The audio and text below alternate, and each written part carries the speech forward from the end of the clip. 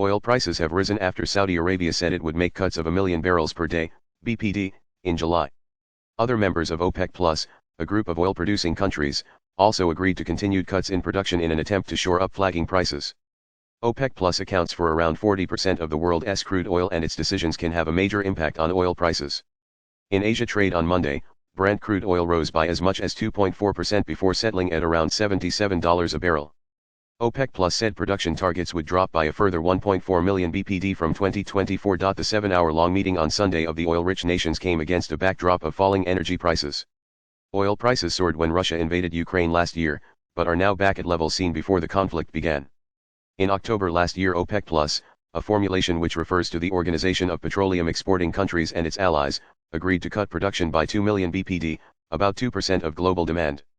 In April this year the group agreed to a further cuts, which were due to last to the end of this year. But Russian Deputy Prime Minister Alexander Novak said that Sunday's talks led to the extension of the deal until the end of 2024. Why are the world's big oil producers cutting supplies? On Sunday, Saudi Energy Minister Prince Abdulaziz bin Salman said that his country's cut of 1 million BPD could be extended beyond July if needed. This is a Saudi lollipop, he said, in what is seen as a bid to stabilize the market. 2px Presentational Grey Line. Analysis by Samir Hashmi, Middle East business correspondent. Before the two-day OPEC+ meeting started, it was widely expected the oil cartel would make production cuts to prop up prices.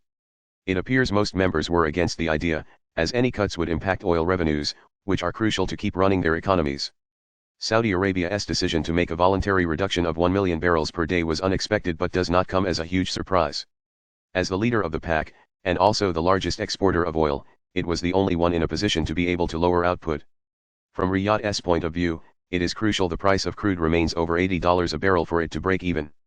Saudi officials want elevated prices to keep spending billions of dollars on ambitious projects spearheaded by Crown Prince Mohammed bin Salman, as he tries to diversify the kingdom's economy away from oil.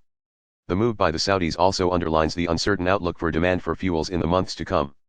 Concerns about the global economy, especially recessionary fears in the US and Europe, are expected to put further pressure on crude prices. 2px Presentational Grey Line. Oil producers are grappling with falling prices and high market volatility amid the Russian invasion of Ukraine.